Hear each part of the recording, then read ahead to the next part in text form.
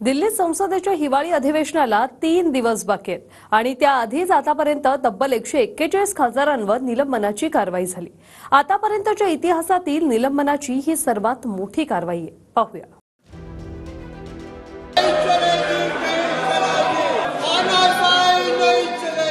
Placard दिखाना उचित नहीं है। कुमार श्री साक्षी तकिया लेके आ रहे हैं, मर्यादा तोड़ रहे हैं। सदन की मर्यादाओं को मत तोड़ें।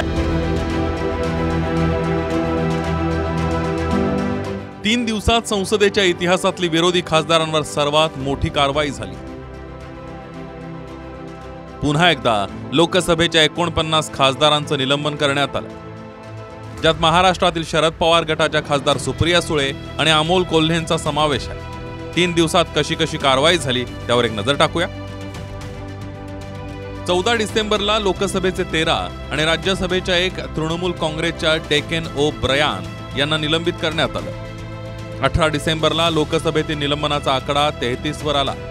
राज्यसभेच्या तब्बल 45 खासदारांना निलंबित करण्यात आलं आणि आता पुन्हा 19 डिसेंबरला लोकसभेच्या 49 खासदारांवर निलंबनाची कारवाई झाली आहे। असे एकूण 141 खासदार निलंबित करण्यात आले। ये पूरी बात हुई आज, और हम सब का हम क्या कर रहे थे, हम किसानों के लिए खड़े हो रहे थे।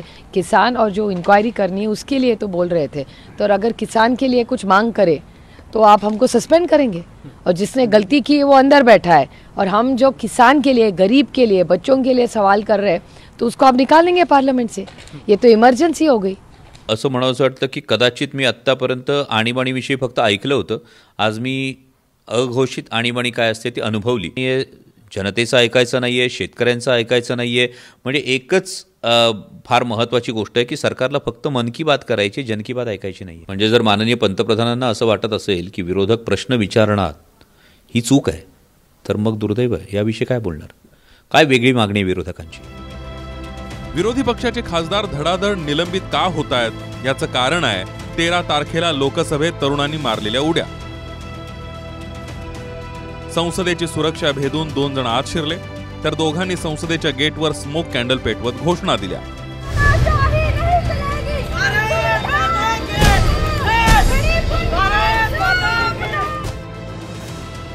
यात महाराष्ट्राच्या लातूरमधील अमोल शिंदेचाही समावेश आहे। याच प्रकरणावर गृहमंत्री अमित शहा यांनी निवेदन द्यावं आणि चर्चा घडवावी अशी मागणी विरोधकांची आहे। त्यावरून विरोधकांनी सभागृहात पोस्टर आणत घोषणाबाजी केली।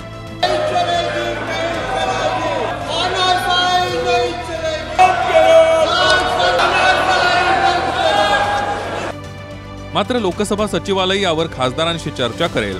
सरकार लोकसभा सचिवालयामध्ये हस्तक्षेप करू शकत नाही असं लोकसभेचे अध्यक्ष ओम बिर्लांचं म्हणणं आहे।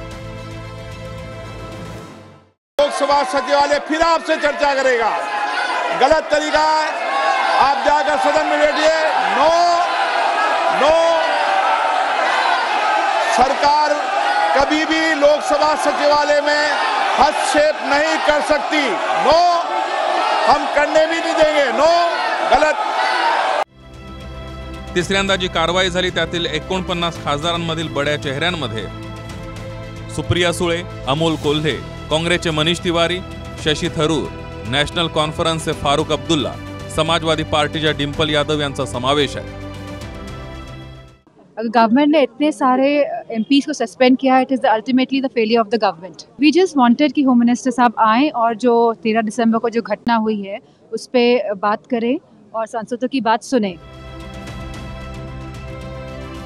तर विरोधक गोंधळ घालून अध्यक्ष आणि संसदेचा अपमान करतात, त्यामुळे गोंधळ घालणारे पुढच्या वेळेला निवडून येणार नाहीत अशी टीका संसदीय कामकाज मंत्री प्रल्हाद जोशींनी केली आहे।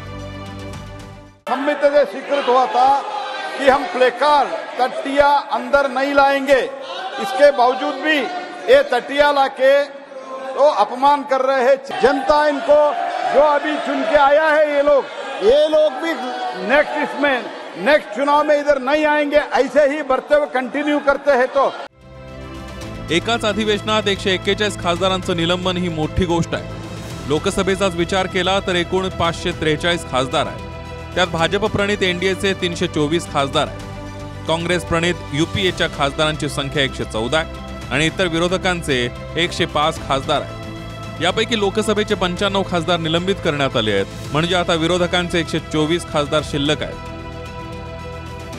ज्या तरुणांनी संसदेची सुरक्षा भेदली आणि त्यांना मदत करणारे असे 6 जण अटकेत आहेत. मात्र या तरुणांचा मार्ग चुकला असला तरी बेरोजगारीमुळे त्यांनी हे कृत्य केल्याचं विरोधी खासदारांचं म्हणणं आहे.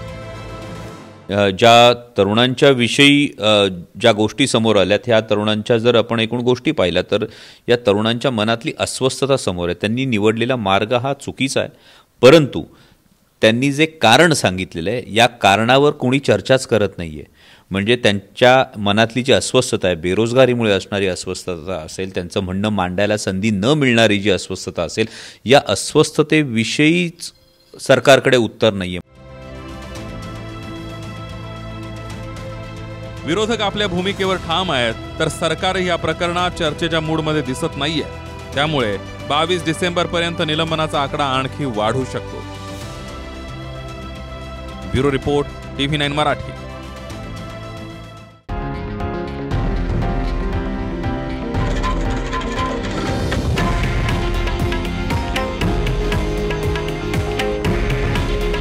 हे आहे देशातील नंबर 1 न्यूज नेटवर्क आणि आपण पाहत आहात TV9 मराठी. काळजी तुमची, हित महाराष्ट्राचं.